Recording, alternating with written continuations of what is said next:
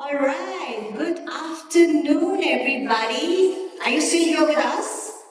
Mind, body, soul, everything? Or is it just the body which is with us?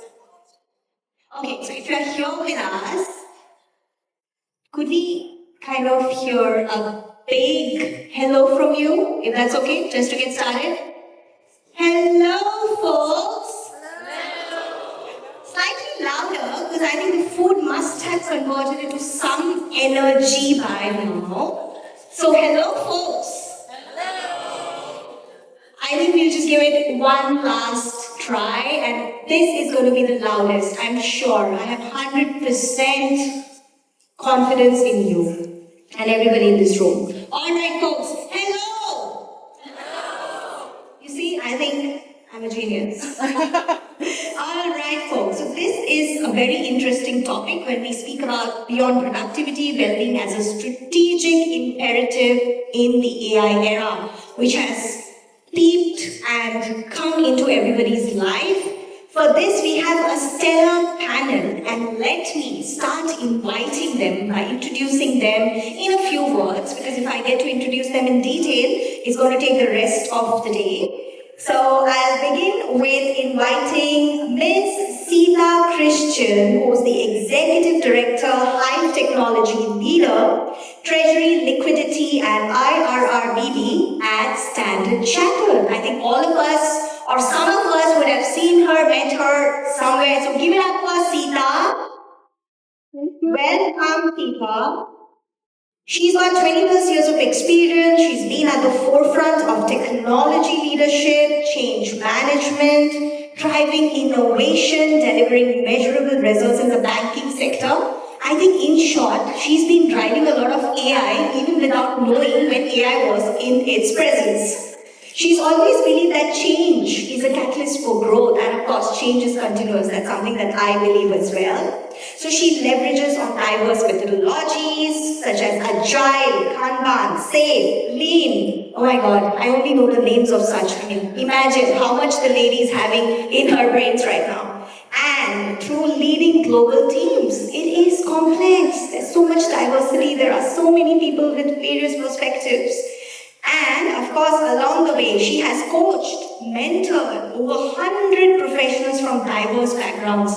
Let's give back something. I think there's a lot of beauty in that. And she's a proud mom of 3 amazing teenagers. I didn't believe this when I met her, but look at her. And she embraces each day with the curiosity and the ever continuous learner spirit. So give it up for Sita once again. That's our first panelist. Next up, let's give it up for Nicole Goloso Pazeni, who is the Director of HR and Corp Communication. Both are different portfolios, so imagine how much she's managing at McCann. Welcome, Nicole. Nicole is an award-winning HR and DEI leader. She's got over a decade of experience across HR, marketing, and academia. She's the Director of Human Resources and Corp Comms for Singapore, Hong Kong, and the APAC Regional DEI lead at McCann. Wow, that's a lot to handle as well. A Women of the Future Awards 2024 finalist and recognized among Asia's top 50 HR leaders. My God, what does it have to take to be there? Philippines top 30 LinkedIn leaders 2023 and top 100 Filipinos to follow. Even if not Filipino, we would have still followed you. And of course, she's known for her modern, creative, and people-centric approach, her advocacy around mental health. I heard her once during the Mental Health Festival, rooted in her personal journey because there's a lot of sharing of experience through her lived life. And of course, she enables to champion resilience, well-being, psychological safety in the workplace. Truly resonates with me because this is something that even I strive to do. Welcome, Nicole. All right, moving on to our next stellar panelist, Constanza Linares, People Business Partner, Southeast Asia and India, Sanofi. Pleased to have meet you, Constanza. So we'll call her Connie because that's something she is popularly known as. She's a dynamic global HR leader with 14 plus years of experience across Latin America, Europe, Southeast Asia. She serves as people business partner for commercial Southeast Asia and India, of course, but she is based out of Singapore. She is an impact-driven HR leader, strong track record of transforming organizations, unlocking people potential across global, regional, local roles in the FMCG and pharma industry. Very dynamic, trust me, my husband works for an FMCG one. I know it's not easy. Welcome to the panel, Connie. All right, next up, our diverse panelists for this afternoon. Give it up for Mr. Udai Burra, head of people here, ATJ and India for Nokia. I'm so happy there's some India connection there. I don't get to handle India being an Indian, but yeah. So Uday is an executive coach, HR strategist, and a strong believer in normalizing mental health conversation. There you go. So many of us are advocating for it, and that surely is the need of the hour. He has close to 3 decades of experience contributing to various HR and leadership roles across various countries and cultures, and his focus is also on solution-oriented approaches to work and life overall. Apart from his experience in Nokia, he has worked with some stellar organizations like Dell, Tata Group, and Sapient, where he made significant impact in HR service delivery, leadership development, and business partnering leadership roles. Give it up for Uday! So we have some amazing people here, and trust us, we are going to keep it very conversational, and it's going to be a fun conversation. At least I'm hoping for that. So let's just dive straight into the topic. Oh, I think I have already been introduced. I'm Shri, and I'm going to be the moderator of this session. So beyond productivity, well-being as a strategic imperative. I think for all of us, food for thought is AI can definitely drive a lot of efficiency. It can make a lot of modern day problems turn into solutions. It can help us with a lot of things that we were doing by investing a lot of our time and energy in.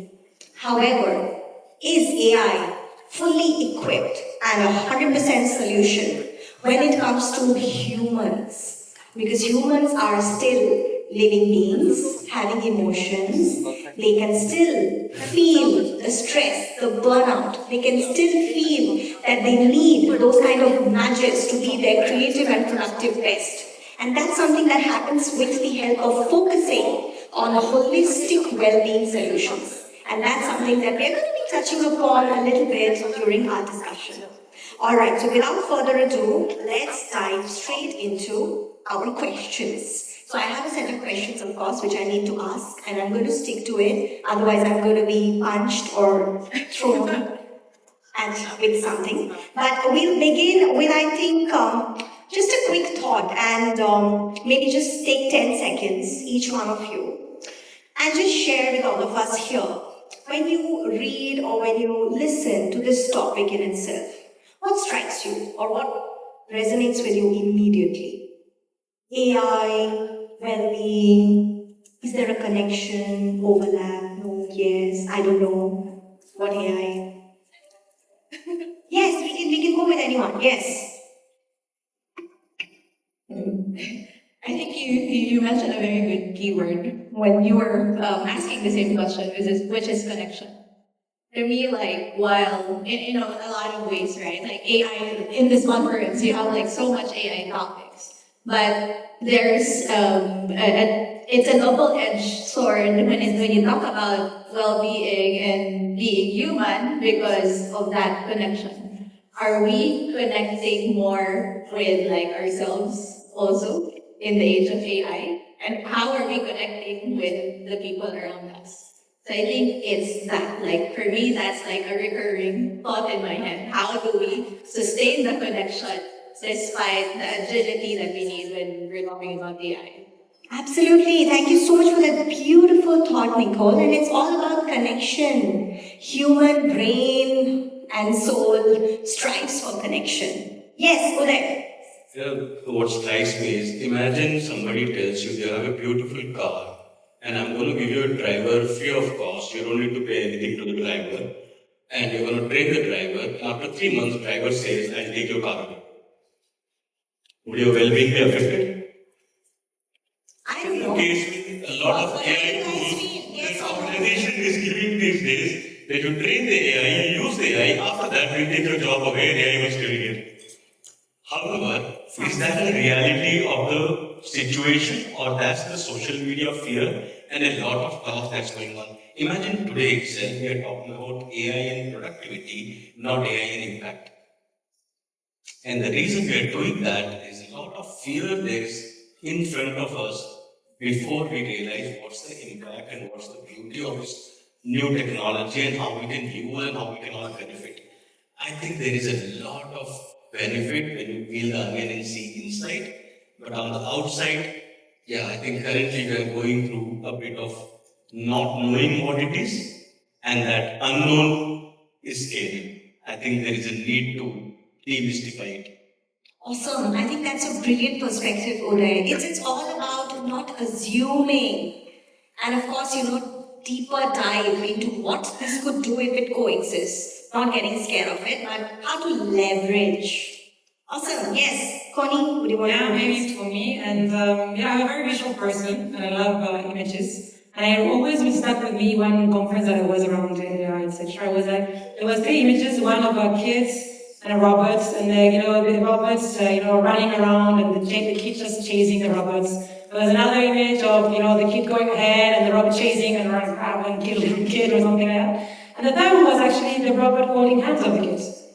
So for me, it's around, are we really thinking about paradox, humans against robots? Like, how can we actually shift the narrative around AI versus human-centric, to really showing that, AI will be a big enabler and we should be friends, as like that picture of the kid holding the hand of the robot. So I think that's a bit... Awesome. I think that's a beautiful thought again here, Connie. How do we make friends with something that is inevitable? It's here. Let's make the best use of it. Moving on to you, Sita. For me, when you asked that question, right, so what came to me was, immediately, it was the fear, it was the exhaustion, also possibly even burnout for many of us. And the other one is, a question about what's my future like? Where am I going? What's my career goal now?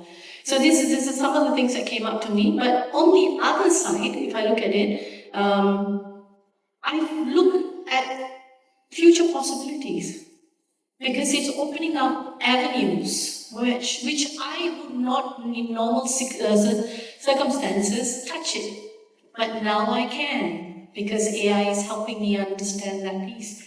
So future possibilities are there. So it's like wanting to balance both to create that inner well-being rather than going all out and fearing it completely. Absolutely, and that's again a great value addition to the initial perspectives that our panelists have here. And I'm sure some of you are also thinking along the same lines because it's all about making the most of what we have today, but of course, understanding what could be the pros and cons rather than just dismissing or rather than just being scared that this should be something which should be just taken away. All right, great. Thank you so much for that. On that note, we begin with some deeper conversation around this. And I think there's a first targeted question which kind of goes to Nicole. So AI is transforming how we work. From your perspective, how is the rise of AI changing the conversation around employee well-being in organizations today? That's a very good question. I think there are a few things in mind. Like number one, I feel that before, when we talk about well-being, there's so much talk about stress, anxiety coming from our workload or the amount of work we're just doing. But I feel like now there's a shift in a sense that the anxiety and the stress is coming from something deeper, meaning you mentioned this kind of earlier, is like identity. Our relevance also, our security. We are asking, are we doing enough? How am I standing out in this age of AI when AI can do so much more? I think in the same breath, right, there's also added pressure in being always on. When after COVID, there's work from home, we were already expected to be always on.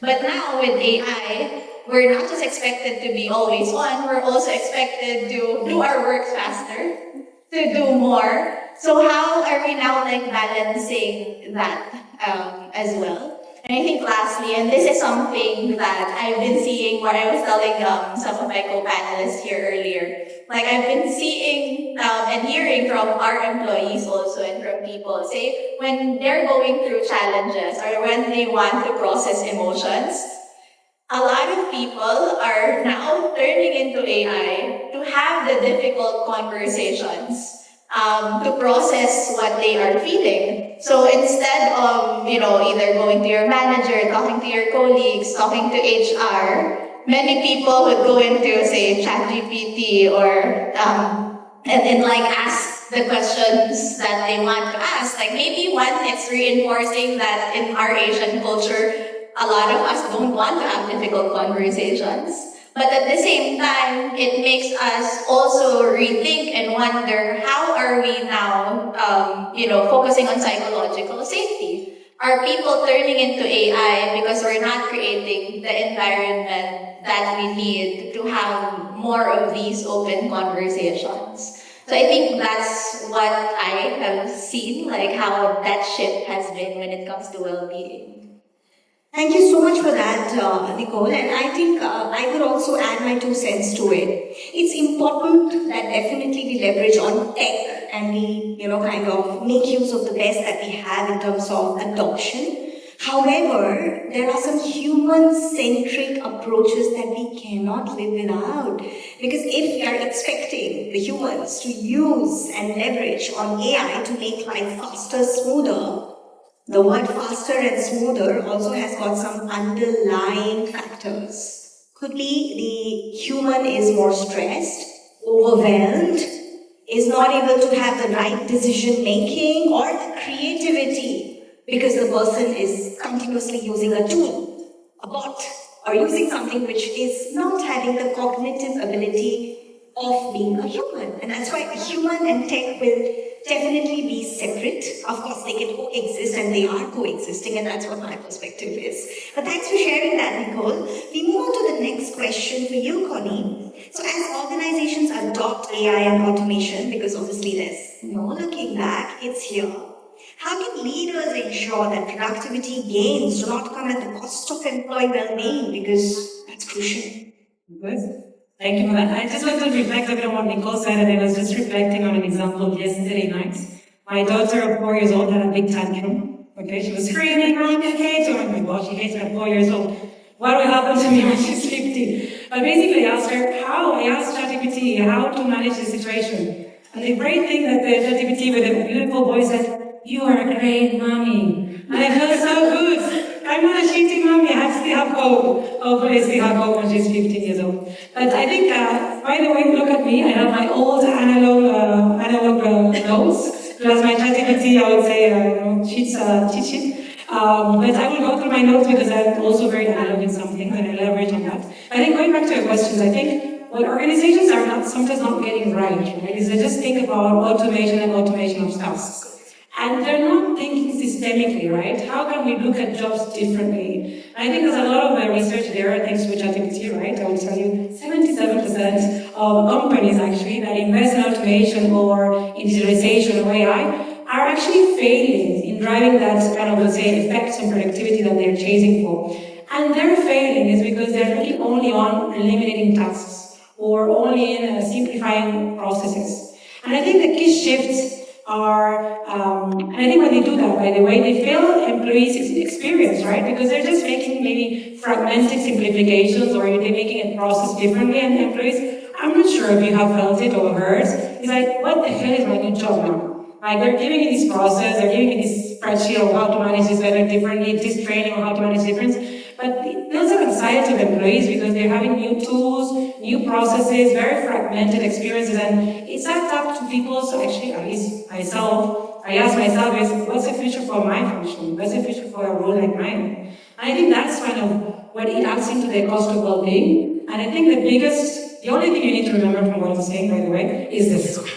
That we need to shift the conversation on what we're going to automate, what we're going to simplify, to really talk about what is the kind of roles we want in this organization, how can we redesign goals for value creation. And I think that's the big it seems like a simple question, but I think that's the essence of driving transformation at scale and ensuring that whatever we do as a company is driving value for our employees and for the organization. So, for example, giving back real examples, in one of my companies I partner, we shifted on, we did an automation center across value creation.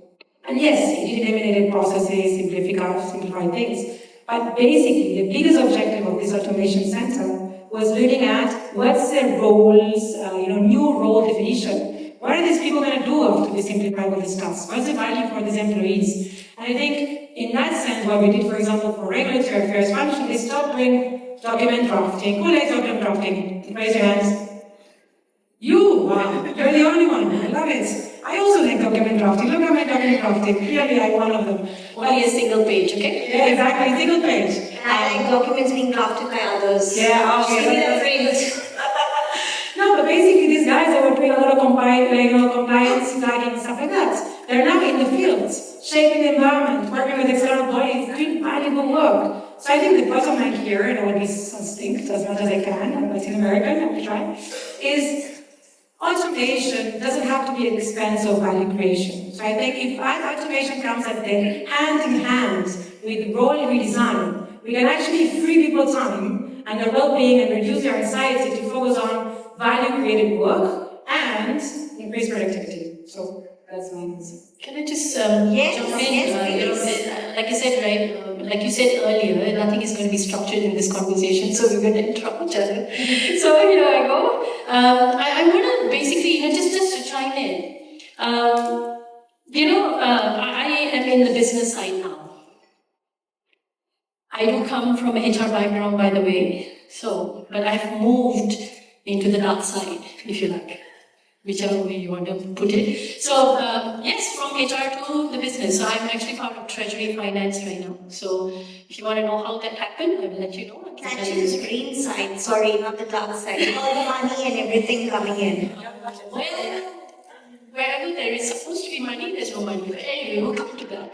So, just coming back to this picture, right? So I'm holding the hat of the business at the moment.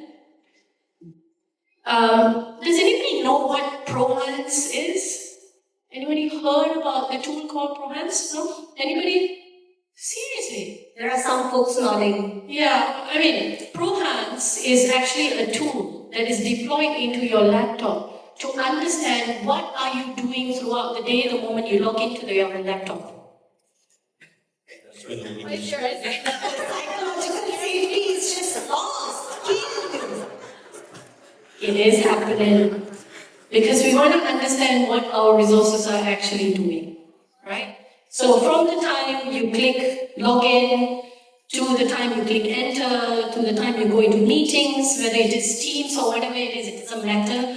Let's say, for example, on the back side of it, if I go to the toilet for an hour, what is that going to show in the insights? I'm idle. 8 hours of work, but I'm idle for 1 hour. What the hell am I doing? Must carry it into the toilet. So, let's come to the other part.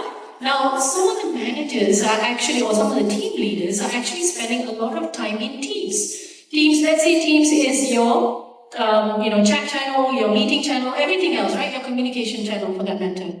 Now, just imagine this. ProHance is actually deployed to see the productivity of your teams, including managers. You can imagine the number of people who are spending a lot of time on Teams. What is your boss going to come and ask you after that? You spend almost 70% time on Teams doing meeting? Are you not productive? So again, I think my take here is, what are we trying to deploy? What are we using it for? Exactly what you have just said, Connie. Why are we using that tool? For what purpose? And what is the data going to show you, and what you're going to use it for is very, very important. Because now, as a manager, I've been tagged, not me, but just using myself as an example, I'm spending almost 75% of my time on Teams meeting. And the same thing is visible to a developer who's spending almost 65% of his time on Teams meeting. But guess what? When you actually speak to the person down there, That person is actually having meeting with another developer and a few other architects because he wants to solve a problem. But that is not shown in the productivity numbers. See, be careful if you're talking about Shopee and Lazada and cribbing about your bosses on Teams. Those of you who have this deployed. But yeah, I think thank you so much for adding on to that, Sila, and thanks for me for your thoughts as well. Because it's very important not to just blindly deploy something and of course exercise a bit of caution, a bit of understanding as to why we are deploying what we are deploying, even if it is with the help of AI. And of course, to Connie's point as well, it's important for us to balance out things. There could be certain tasks, certain, like day-to-day things which you could outsource to your AI partner or your AI assistant. However, for the larger decision making, things where human capital is important, you are still the boss and you're the one who takes the call. So I think it's important, even to Sita's point, we will definitely deploy more such tools. We will definitely try to see how productive the organization can be and what our workforce is up to. But it's also important to exercise discretion and to be able to have those filters as to what's going to work for which kind of target audience. Keeping, again to Nicole's point, the psychological safety intact. Thank you for that. All right, let's move on to you, Uday. Many companies talk about well-being. Many these days is the buzzword. But implementation can be challenging. What practical strategies or initiatives have you seen that successfully integrate well-being into business strategy? So let me start with something. Few years back, many years back, I was heading HR for a company, and we did this. We do all this crazy engagement service. So we did all of that, and the result was employee engagement is low, well-being is low, they don't feel appreciated. So me and the rest of the leaders sat in the boardroom for a few hours with snacks and everything, and then we talked about what can we do to improve the well-being and engagement and appreciation.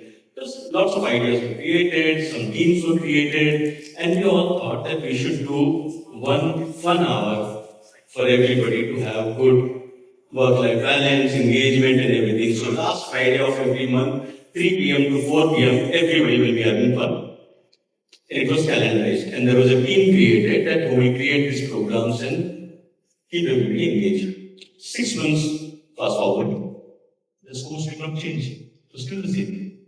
And we sat down in the same room and said, we put so much of effort, so much of money in doing this. Every last Friday of the month, there are snacks coming, there are drinks coming, but nothing changed. I hope healthy snacks, huh? Otherwise, It's not part of well-being. I don't believe in healthy snacks, by the way. You talk to me later. So what did we do? My learning, and to answer to your question, please do not create well-being programs. My God, my job is at risk. Now let me explain why I say that. Well-being program, by definition, a program is something that has a start date and an end date. That has a budget, that has resources allocated to it. The moment you do all of these things, it feels like I'm doing my work and I'm doing something else outside of my work, which is probably related or unrelated to my work. And that's where my biggest problem with well-being programs is, because the moment there is a cost cut, the moment company is going through a difficult quarter, what is the first thing that you will stop doing? The project or the initiative. Inbuilt it into your day-to-day working. Don't call it a well-being project. It has to be part of the culture, it has to be part of the day-to-day work, it has to be part of the existence. Then for a leader or for a first-line manager, it won't be, hey, I spend 9 or 10 hours of the day doing my job, and then I spend another 3 hours of the day to take care of well-being of my team. I'm spending more time worrying about my well-being. So that's one learning that I had. I think we have this huge craze in HR about creating well-being programs. And I think, I'm sorry for all the HR, I'm myself a proud HR guy, but I think we have to take a blame for it. We have created these programs which become like an elephant over a period of time, difficult to run, difficult to manage. We need to learn and how to ingrain that as part of our day-to-day culture. What are the ways to do that? Stop measuring your line managers on what, but start measuring also on how. How are they doing it? Just because somebody got the biggest revenue in the last quarter doesn't mean they did it all the right way for their team and well-being was taken care of. Now the third part comes in. How are you enabling them to know what is that how looks like? How are we going to do that? And I think that's where we need to spend our energy rather than creating multiple programs, multiple initiatives, and multiple budget scenarios and multiple slide decks. I think we need to get more practical and get out of that. This is an HR initiative. Because the moment you call something as an HR initiative, you know what happens to that, right? It fails.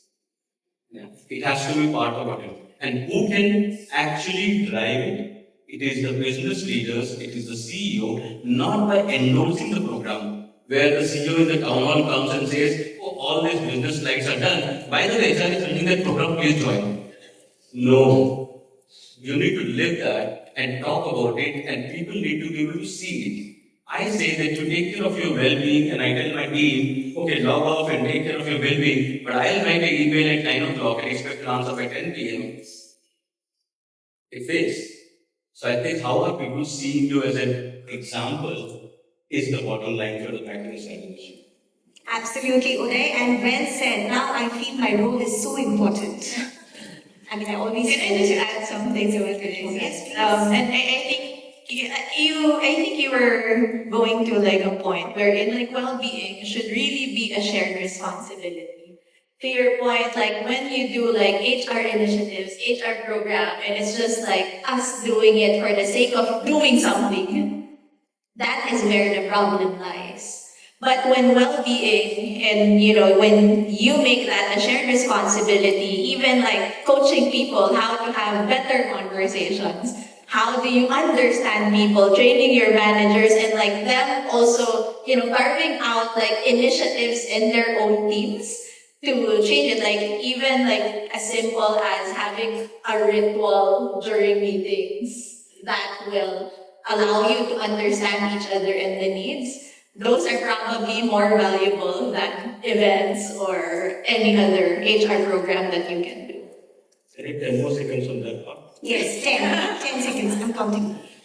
I think one of the other things in future, somewhere, I hope we get to it, well-being should not be a shared responsibility. Also, it should be part of what you're living in. Let's ask this question to ourselves. If I see my co-worker having a well-being problem because of her manager, would I call that out? Or would I say, hey, why not take care of that yourself or look for another job? What is the suggestion I will give to my co-worker? Would I stand up? Or would I just advise? Would I ignore? Or would I just go, oh man, your life is so bad. Sorry to hear that. The problem is we expect well-being to be done by somebody else. It could be a manager, a CEO, HR, or whoever. I think it's a collective responsibility for each one of us, including the employee, not just the leaders.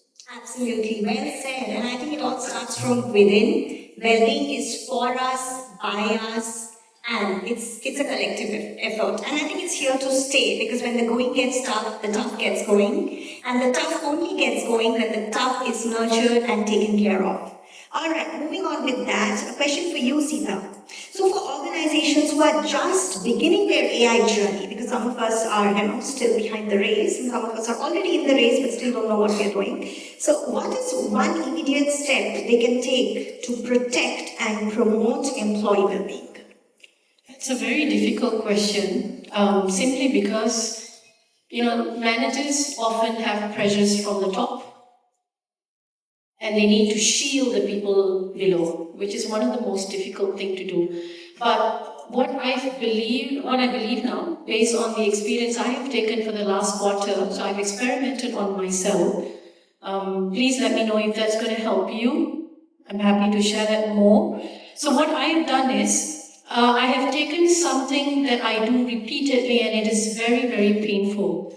I manage 5 locations and I have 95 people. For me to actually summarize basically what I do and contribute as a work on a weekly basis to my boss or my bosses is very difficult because I manage quite a number of different deliverables. And usually these kind of reporting, because my manager needs to know what I'm doing on a weekly basis, correct? I'm sure many of you are shaking heads. What you will tend to do and what I have done, I do that on a manual basis, okay? I will do that, I'll write, I've done this, I've done that, I've closed this, I've closed that.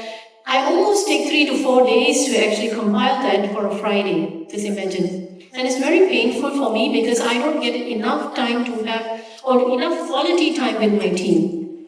So what I did was, I actually took this and I automated that using Microsoft Copilot, Confluence, as well as GitHub.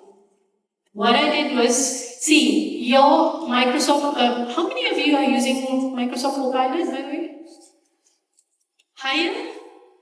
Are you using the enterprise version or the basic version? First of all, is there any Microsoft person here? I'll send people. No, okay, no, fine. Well, how many of you are using basic Microsoft Copilot? Or you're not sure? Budget. Do you have, how many of you are using enterprise version of Microsoft Copilot? Oh my God, rich people are there. You're very, very fortunate. I'll tell you why later. Anyway, Ultimately rich. I'm using the basic version because that's what's given. Yes, cheap. Yes. So I use that. Now, Microsoft Copilot is actually connected right now to all your Microsoft suites, including your laptop. So at any point in time, if you query what did I do last week, it will just spill the beans. So why are you cracking your head doing reports? You don't need to. But you will need to create a format that ties back to the organizational objective. Otherwise, who knows what is the value that you're going to deliver to them. Now, when I started doing that, not only am I saving almost 4 days of my time, which means I only need now 2 hours to basically put all of this into nice picture, I'm sending it to my bosses, and now my bosses are literally coming back to me, and that's a very nice idea because you're tying it back to the organizational objective. It's making me think, how can I contribute better? And now they want me to roll out that template to everybody else. No, I'm giving work to other people. But again, hopefully that will reduce work from other people. This is one example, but the moment I did that, I actually walked through this with my team. Because why? At the end of the day, I want to reduce work for my team as well. I'm very, very selfish in this regard. Because we have more things coming up in the second half of the year. So how are we going to manage that? So now, what my team have done, because I have different roles reporting to me right now, the developers have taken up Microsoft Copilot and GitHub. And we have Claude now. We've been blessed with Claude. We've been given to us, the tools have been given to us. They are now taking that up. They are actually trying to fast track what they are doing repeatedly. And they are coming up with suggestions. And so is the project managers. They are now automating their project management plans. And some of the other team members, like business analysts, they are actually looking at ways of doing impact assessment, but writing business analysts, functional specs or whatever it is, right? They're actually trying to find out ways, how can I actually do that quicker?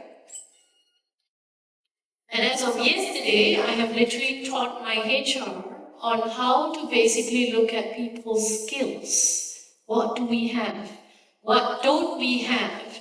And what information is outside of the HR portal, which is still within the intranet or within the bank, that they can leverage in order to bring out the view of the kind of skills and talents that we truly have. So there's a lot of things that as leaders we can do, and the moment we do and we showcase and we encourage and not sort of ring fence or put in additional guardrails, you will find people actually start using the AI tools by themselves, for themselves. Make things easy for yourself. Why are you making it so difficult, right? So that's why.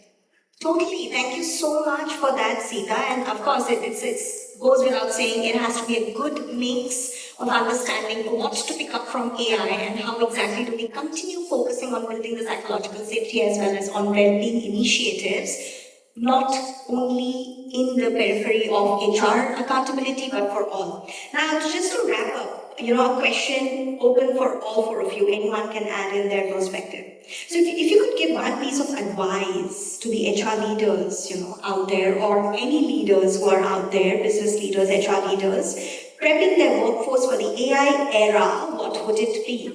I know we've spoken about some, but anything else? I think for me, like, you have to move with the times. We have to adopt AI as we should, and technology will keep on evolving, but don't lose what makes us human. It's the time wherein we need to double down more on empathy, on building more connections, on having more open communication, on having, even like also doubling down on our critical thinking as well, not losing our creativity as well. So I think that, like, adopt AI, but stay human. Wonderful, thank you. Yes, Uday, Connie, Sita. Just one thing. We need to be careful. Don't get into something just because everybody else is doing the same thing. Does it work for you? Do you need it? I think that's the first question. Somebody said, Connie, I think you said that initially. Why are we doing it? And not because all of us in the panel and so many conferences are happening on this topic, but to really, does it solve anything for you? Do you even have a need? And what kind of solution you need? I think that's most important. Yeah, I think my mantra in terms of this is more around, AI advises and human designs. I think it's looking at AI like actually a capacity amplification, right? And I think from that perspective, I really like this tagline, and I think keep this as if you're like AI not as tools but as teammates.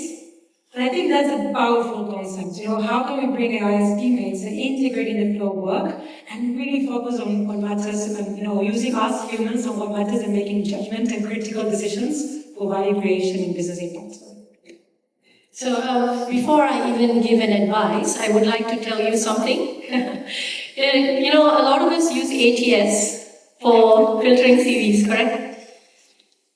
Newsflash, ATS rejected my CV, by the way. For my current role, ATS actually rejected my CV. By word of mouth, I was asked to come for an interview and I got the role. So please, rely on humans. Humans, please. Okay, my other thing to you is, I know a lot of us are HR. Look, I come from a HR background as well. I know technology can be very, very, how do you say, it's a scary thing when you think about it. It can be very intimidating as well. But I'm telling you right now, if I'm coding today, you can definitely do it, and you can do it in many ways. You don't need to know technology. You are an SME in your own space. Use that knowledge to embed technology, not the other way around, please. Thank you so much.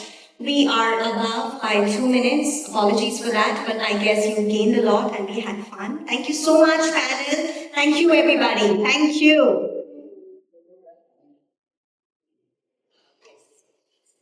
Thank you so much. That was awesome. Yeah, great conversation.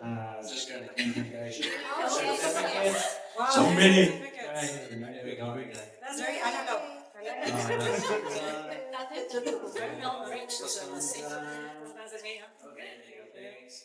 Thank you. Okay. You.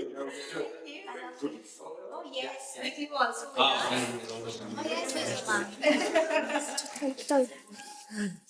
with us. All right. 1, 2, 3. Everybody smile. 1, 2, 3.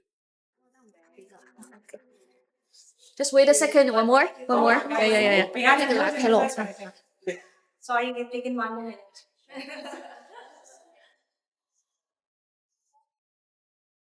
Thank you. Thank you so much. Awesome. Very good. Very good. Thank you. Yeah. The importance of